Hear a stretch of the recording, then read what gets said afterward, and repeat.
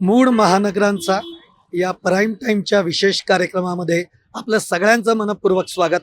आपण छत्रपती संभाजीनगरमध्ये आहोत आणि इकडे तर महापालिकांचा जो धुराळा उडालेला आहे तो काही विचारू नका. सगळे पक्ष म्हणजे दोन शिवसेना, राष्ट्रवादी, भाजप, काँग्रेस सगळे वेगळे लढतायत. म्हणजे पंचरंगी बहुरंगी अशी निवडणूक या ठिकाणी बघायला मिळणार आहे. अत्यंत चुरशीची निवडणूक होणार आहे. आपण वेळ नको घालवूयात.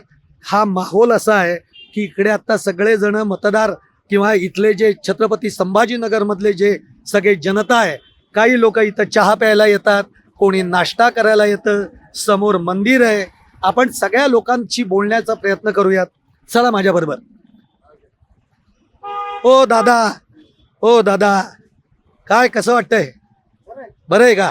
एकूणा संभाजीनगरमध्ये सगळा महानगर, आता महानगरपालिकाच्या निवडणुका आहेत. हा, तुम्ही तर लय जुने आहेत. हा, लय महापालिका निवडणुका पाहिल्यात तुम्ही, बरोबर का? यंदाचं कसं वाटतंय चित्र? यंदा चित्र चांगलं आहे. चांगलं चित्र आहे. नाही पण आता सगळेच वेगवेगळे लढतायत. लढताना तर आता वेगळे वेगळे तर लढणार ते. हा. आता पक्ष जास्त झाले. नाही पण पूर्वीपासून कसं म्हणजे शिवसेनेचं हे होतं. हा, आता दोन शिवसेना झाल्या आहेत. दोन शिवसेना झाले. काय वाटतं मग? बरं वाटतं आता. दोन शिवसेना झाल्या काय इलाज आहे त्याला? इलाज काय काय नाही. नाही. पण दोन भाऊ एकत्र आले आता. हा, दोन्ही भाऊ एकत्र आले आता. मग बरं वाटतंय का? हा, बरं वाटतं आता. बरं वाटतंय.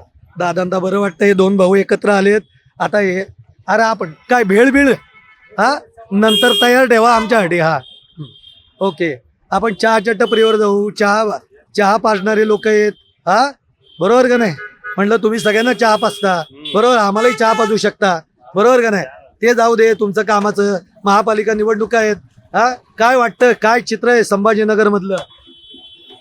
आपण काय सांगू शकता? हा, शिवसेना येऊ शकते. शिवसेना येऊ शकते. शिंदे पहिलं शिंदे गट. आता दोन शिवसेना झाल्या आहेत आमने साम. आमच्या गल्लीत तर त्यांचा ते प्रभाव जास्त. त्यांचा प्रभाव जास्त आहे. पण आता सगळेच वेगळे वेगळे लढतायत. ते काही सांगू शकत नाही त्यांना. हा प्रभाग सिस्टीम झालेलं आहे एवढं मोठे. कोण करून येणार निवडून? ज्याचं चांगलं काम आहे ते बरोबर निवडून येणार. पण संभाजीनगर मध्ये कायम असं राहिलंय, निवडणुका आल्या की खान का बाण. ते तर चालतं. ते तर चालतं. ते कान का बाण बरोबर चालतं. बरोबर. लोकांना पक्षाचे लोक हे सांगतात कान की बाण पाहिजे होणार. पण तुम्ही शिंदेची शिवसेना म्हणले, आता दोन भाऊ एकत्र आलेत की? आता आले ना ते आले. पण आता हे तुमच्या जिल्हा परिषदचे ज्यांचे निवडणूक झाले त्यांच्यामध्ये त्या प्रभाव कमी झाला ना त्यांचा.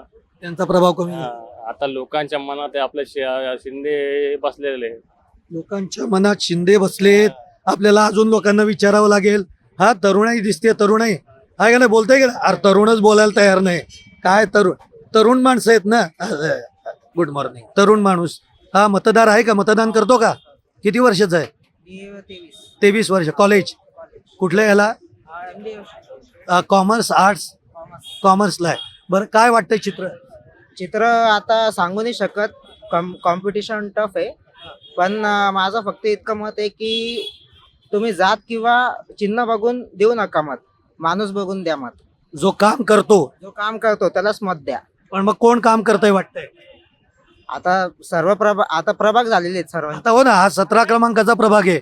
कोण आहे तो उमेदवार माहितीये का? मी प्रभाग 3 मधून आहे. प्रभाग 3 म्हणून आहे. इथं चहा प्यायला आला. हा, चालेल. बर, हरकत नाही. हा, तुम्हाला काय वाटतं? ह्यांनी बरोबर सांगितलं, माणूस बघून दिलं पाहिजे. तुम्हाला काय वाटतं? माझं पण तेच मत आहे. साध्या भाषेत बघायला गेलं तर माणूस बघूनच दिलं पाहिजे. सध्याच्या पिरियडमध्ये असं झालंय की लोक वोट कोणामागे चालले ज्याचं जास्त पब्लिक आहे. जसं की जातीचं. आता ज्या जातीमध्ये जास्त लोक आहेत त्याच म्हणजे ज्या क्षेत्रामध्ये लोक जाऊन पैशात विकत घेण्यात चालले. साधं सिंपल भाषेत जिथं जास्त लोक, जिथं जास्त वोट भेटन तिथं फक्त दाखवायचं की आम्ही हे करून देऊ, ते करून देऊ, पण करायचा पत्ता नाही. वोट घेऊन म्हणजे साध्या भाषेमध्ये बघायला गेलं तर पुरं राजकारण हे वेगळ्या पद्धतीत झालेलं आहे. वेगळ्या पद्धती. पण आता दोन शिवसेना आहेत. म्हणजे पूर्वी एकच शिवसेना होती, बाळासाहेबांची, उद्धव ठाकरेंची. आता दोन शिवसेना आहेत. काय वाटतंय, कुणाची ताकद जास्त वाटते? मला तर बघायला गेलं तर दोन शिवसेनामध्ये जर म्हटलं तर मशालच येणार. साध्या भाषेत साध्या भाषेत मशाल येणार 100%. कारण की काम करण्याची पद्धत जी आहे दोन पद्धतीने चालू आहे.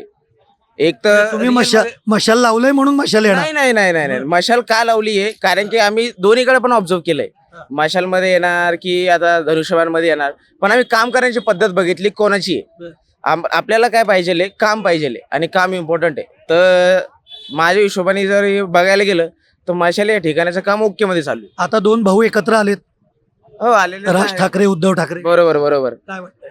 तर याच्यावरती आता ते सगळं काय जे पब्लिकच सांगणार. पब्लिकच सांगणार. थँक्यू. पण दोघंही भारी बोललेत. हा, आता आपण जरा यांच्याकडे जाऊयात. खुर्ची घेऊ का तुमच्याशी बोलायला? हा, काय चहा प्यायला आलात?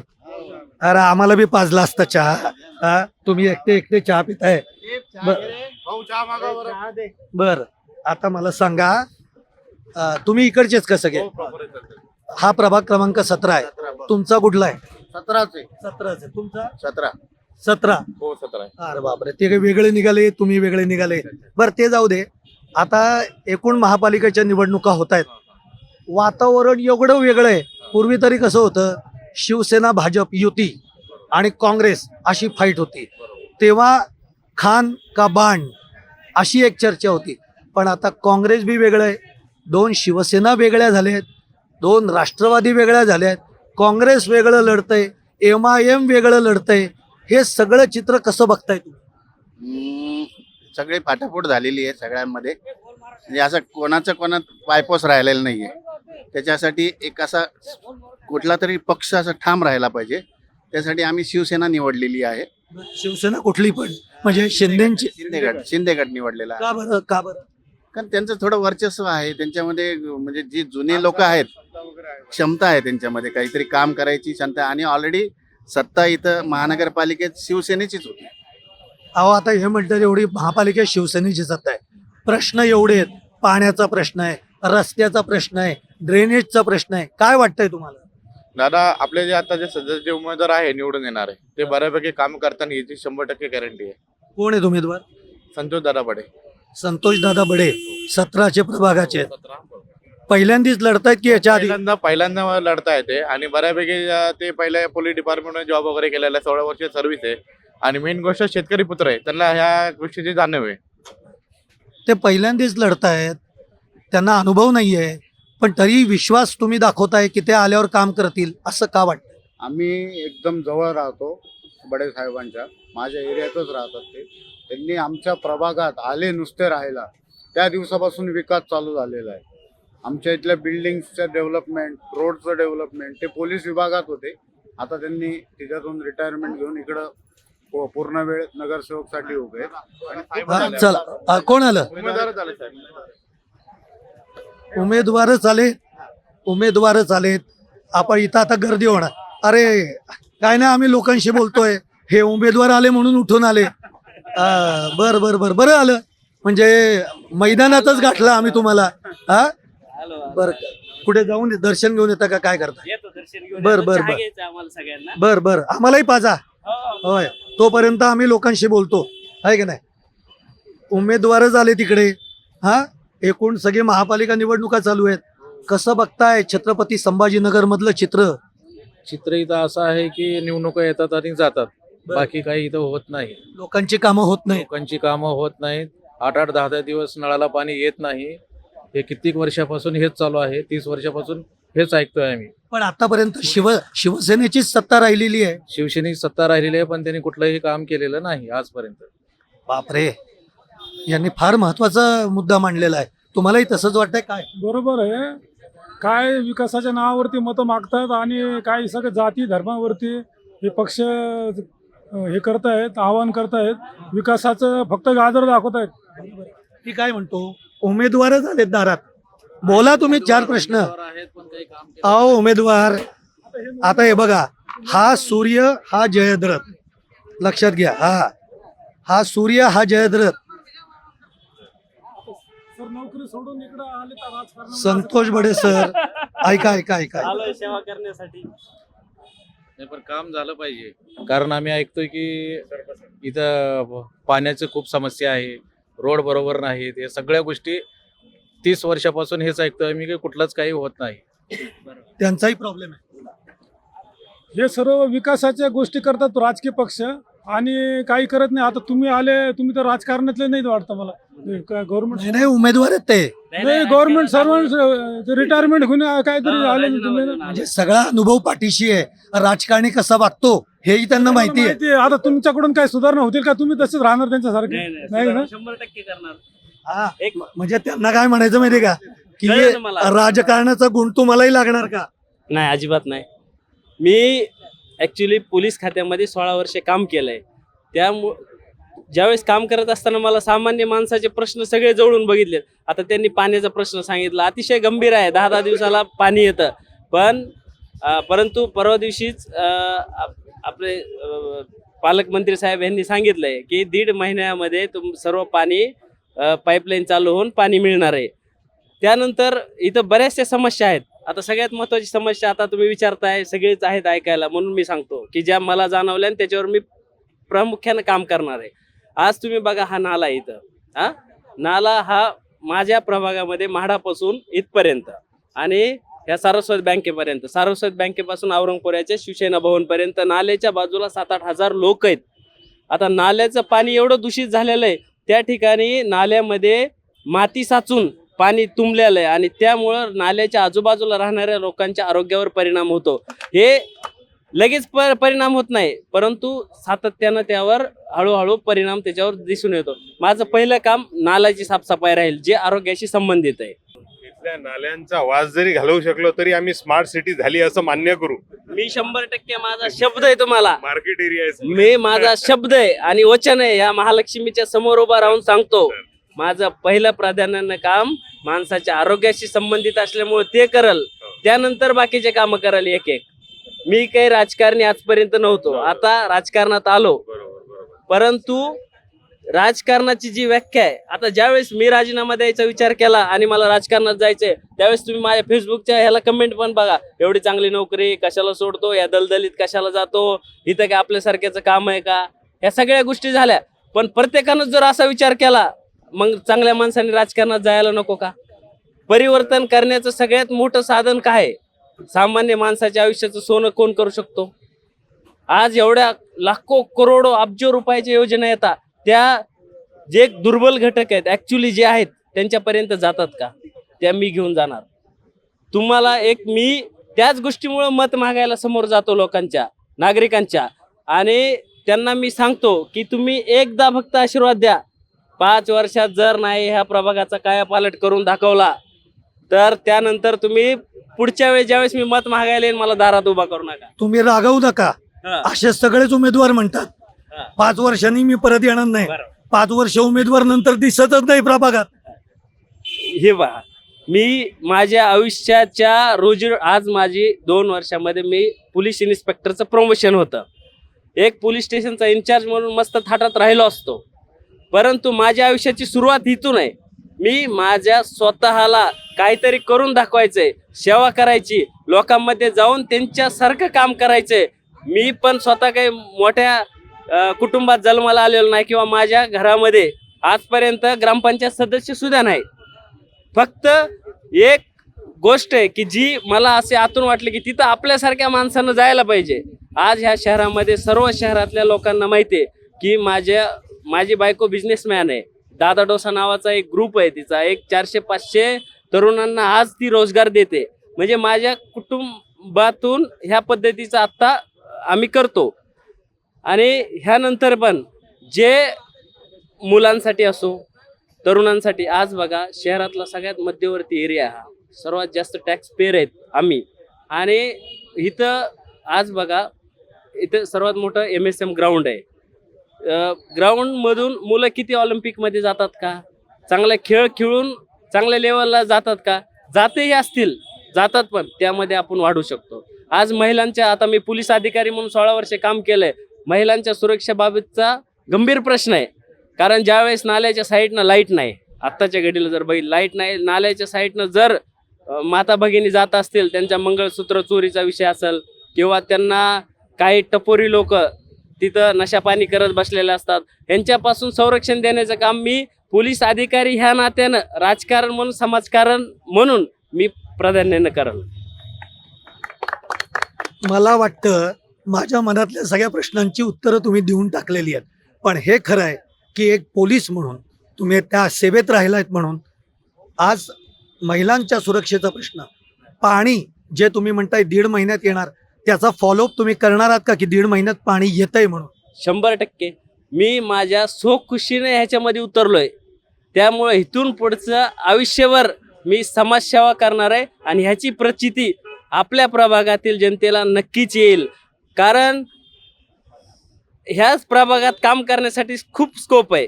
आज बघा तुम्ही, माझे काय कल्पना आहे की पूर्ण प्रभाग हा CCTV युक्त झाला पाहिजे, की कुठलंही कोणतीही घटना कुठं घडली तर ती कॅमेऱ्यात कैद होऊन त्याच्यावर आपल्याला कारवाई करता येईल.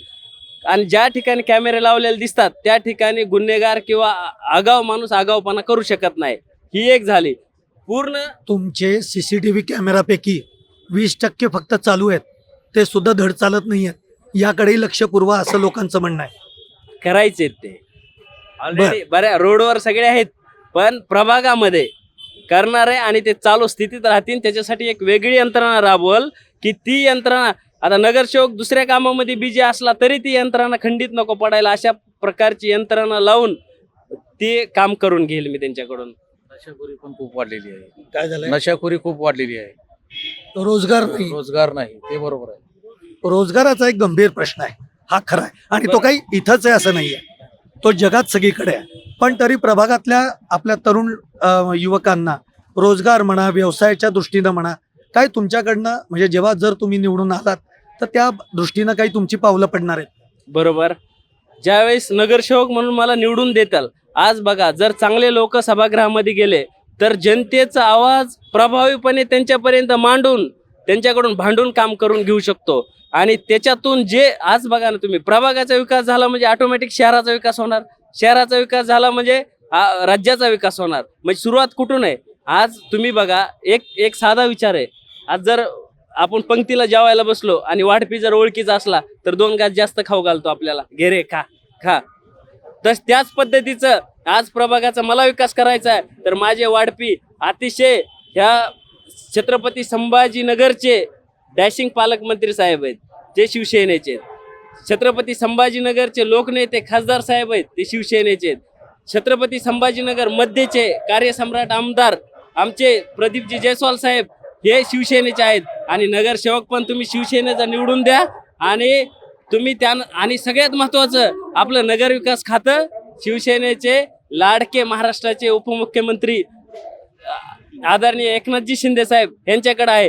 त्यामुळं आम्हाला काम करण्यासाठी खूप स्कोप आहे. तुम्ही फक्त संधी द्या, एकदा संधी देऊन बघा, त्या संधीचं सोनं करणार. आणि तुम्हाला आयुष्यात असं कधीही वाटणार नाही की माझं मतदान एका चुकीच्या माणसाला गेलं. माझं मतदान असा एकदम, तुम्ही बघा ना, तुम्ही कम्पेअर करा, उमेदवारामध्ये कम्पेअर करा. काय वाटतंय? कम्पेअर करा म्हणताय सर. आता इथं भाजी मंडी आहे, इथं सावित्रीबाई फुले भाजी मंडी 15 वर्षापासून काम रखडलेलं आहे त्याचं. काय सगळे शासनामध्ये होते, यांनी कुणी काय केलं नाही. आणि यांच्यासारखे समाजदार असले तर आलेले राजकारणात तर बघून लोक मतदान करतच नाही ना सर. ज्याला जाणीव असते त्याला देतच नाही लोक. पण मग ही लोकांची चुकी आहे ना साहेब? लोकांची तर चुकी आहेत, आपण लोक धर्माच्या नावावर येडे होऊन जाते ना साहेब. लोक धर्म जाती पातीमध्ये हे करू लागले. ही गोष्ट बरोबर आहे. जेव्हा जेव्हा इलेक्शन येते लोक मतदानच करत नाही ना. आता याला कशी जाणीव आहे प्रशासन राहून, तर अशा लोकांना लोक निवडून नाही देणार. लोक काय हवेमध्ये निवडून देतात. हा माणूस चांगला आहे, तो जातीचा आहे. पण तो भाजी मंडईचा एक प्रश्न त्यांनी मांडलाय. अगदी बरोबर आहे. BOT तत्वावर भाजी मंडीचं दिलं होतं, आता शेवटच्या टप्प्यात आलंय ते. एक 5-6 महिन्यामध्ये चालू होईल ते भाजी मंडईचं काम, कारण शेवटच्या टप्प्यात आलंय. पण खूप वर्षाचं रखडलं होतं, कोर्ट मॅटर काहीतरी झालं होतं त्याच्यामध्ये. आणि ह्यानंतर पण आज तुम्ही बघा, महिला आहेत, माता भगिनींचे बचत गट आहेत. त्या बचत गटासाठी आपण काय करतोय, जे हॉकर्स लागते रोडला त्यांच्यासाठी, ऐका, जे हॉकर्स लागते ना रोडला, रस्ता ट्रॅफिकला प्रॉब्लेम होतो, त्याच्यासाठी आपण जे बचत गट आहेत त्यांच्यासाठी एखादा मातृभूमी किंवा कुठल्या तरी नावानं एक मॉल बनवायचा. आणि त्याच्यात फक्त बचत गटाच्या महिलांचे छोटे छोटे उद्योग असतील, जसा चटणी उद्योग, पापड उद्योग किंवा छोटं बॅटर मशीन वगैरे बनवणारे, अशा उद्योगाला प्राधान्य देण्याचं काम आपण या ठिकाणी करणार आहोत. म्हणजे जे नगरसेवकाला जसं अपेक्षित आहे त्याच्यापेक्षा चांगलं काम करून मी दाखवणार, एवढा मी तुम्हाला शब्द देतो. काही बोलायचंय का तुम्हाला? नाही बस सर, सर, धन्यवाद. महापालिकेच्या शाळेचे पण प्रश्न खूप गंभीर आहेत. हो बरोबर आहे. महानगरपालिकेच्या 2 शाळा आहेत, मी जाऊन भेटलं. विद्यार्थी संख्या कमी होती त्याच्यासाठी पण मी प्रयत्न करणार आहे. आता या समस्या तुमच्या जास्त अडचणी आहेत. नाही, सगळ्याच ठिकाणी मार्केटच्या ठिकाणी आहे, शाळांमध्ये स्वच्छतागृह व्यवस्थित नाही आहेत. बंद आहे हा, सगळ्या ठिकाणचे स्वच्छतागृह जे आहेत, स्वच्छतागृह बंद आहे खूप वर्ष. प्रॉब्लेम आहे. हा, एक शाळांचे शौचालय स्वच्छतागृह सुद्धा बरोबर आहे. महिलांना- हा प्रश्न फक्त संभाजीनगरमध्ये नाही आहे. सगळीकडे. हा प्रश्न आम्ही पुण्यामध्ये होतो. पुरुषांचं चालू शकतं, सगळीकडे महिलांचं- महिलांना शौचालय नाही आहेत. साहेब, खरंच रिक्वेस्ट असेल तुम्हाला या सगळ्यांची की तुमच्या प्रभागामध्ये महिलेला असं दुर्दैवाने शौचालय नाही म्हणून अडचण होऊ नये. तुमच्यासारख्या दिव्य मराठीचा एक 8 दिवसापूर्वी आमचा इंटरव्ह्यू घेतला होता. त्या ठिकाणी मी स्वतः व्यथा मांडली. आज गुलमंडी हा पूर्ण महाराष्ट्रातून लोक खरेदीसाठी गुलमंडीवर येतात आणि गुलमंडीवर एक बाथरूम आहे पण तो जेंट्सचा आहे. गुलमंडीवर लेडीजसाठी बाथरूम नाही. त्यामुळं मी त्या दिवशीच विचारलं की गुलमंडीवर लेडीजसाठी बाथरूम, कारण माता भगिनी 4-4, 5-5 तास तिथं शॉपिंग करतात. मग त्यावेळेस त्यांना बाथरूमची सोय होणं गरजेचं आहे. ते पण मी करणार आहे. ज्या बाळासाहेबांचा विचार शिवसेना घेऊन चालली आहे त्या बाळासाहेबांनी गुलमंडीमध्ये पहिली शाखा काढली मराठवाड्यातली.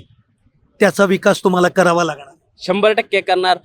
माझ्यावर महाराष्ट्राचे लाडके उपमुख्यमंत्री एकनाथजी शिंदे साहेब, छत्रपती संभाजीनगरचे डॅशिंग पालकमंत्री संजयजी शिरसाट साहेब, लोकनेते खासदार आदरणीय भुमरे साहेब, त्यानंतर छत्रपती संभाजीनगर मध्यचे प्रदीप जयस्वाल साहेब यांनी विश्वास टाकलाय. एक नवीन तरुण मुलगा नोकरी सोडून येतो, त्याच्या आयुष्याचे आज 23 वर्ष सर्व्हिस बाकी असताना PIचं प्रमोशन 2 वर्षात होतं, एवढं सोडून येतो. अशा माणसाला आपल्याला आपल्या पक्षात घेऊन त्याला तिकीट देऊन त्याच्याकडून काम करून घेणं हे ओळखलं आणि साहेबांनी मला एक संधी दिली.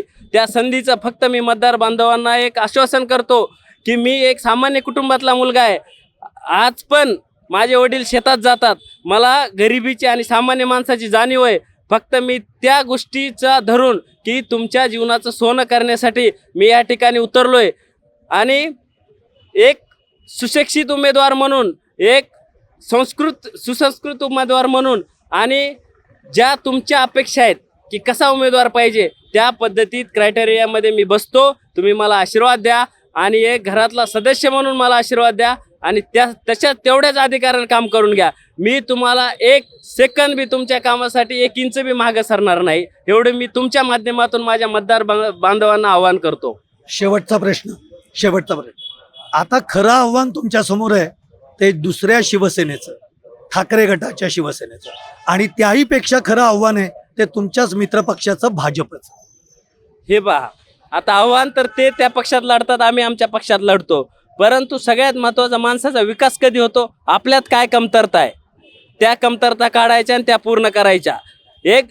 जसा माणूस विचार करतो त्या पद्धतीने त्याची लाईफ बनत असते. मी कधी पुढचा विचारच केलेला नाही. मला माहिती, मला लढायचंय, जिंकायचंय. माझे मतदार सुजाण नागरिक आहेत, तिथले एकदम हुशार आहेत. त्यांना कळतं कुठल्या उमेदवाराला निवडून द्यायचं, कुठल्या उमेदवाराला नाही द्यायचं, कोण कामाला येऊ शकतो, कोण रात्रीच्या 12 वाजता फोन उचलू शकतो. अशा माणसालाच ते निवडून देणार आहेत.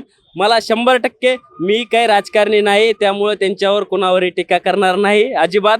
फक्त मी कसा आहे आणि मी काय चांगलं काम करून दाखवल येणाऱ्या 5 वर्षामध्ये तुम्ही बघताल. प्रभागाचा कायापालट केल्याशिवाय संतोष बडे आणि माझी शिवसेना, माझे सोबतचे 4ही उमेदवार अजिबात शांत बसणार नाहीत, हे तुम्हाला मी सांगतो. नक्कीच धन्यवाद तुम्ही आमच्याशी संवाद साधल्याबद्दल. आपण बघतोय की संतोष बडे जे प्रभाग क्रमांक 17B मधून लढतायत आणि एक चांगला झाला योगायोग की सगळी जनता पण इथे आहे, मतदार इथे आहे आणि उमेदवार इथे आला. त्यामुळे जे प्रश्न आहेत हे प्रश्न थेट जनतेने मांडलेले आहेत. काय होतंय येणारा काळ कळेलच आणि 16 तारीख ही निर्णायक असणार आहे. इथेच थांबूयात. पाहत राहा प्राईम टाईम महाराष्ट्र.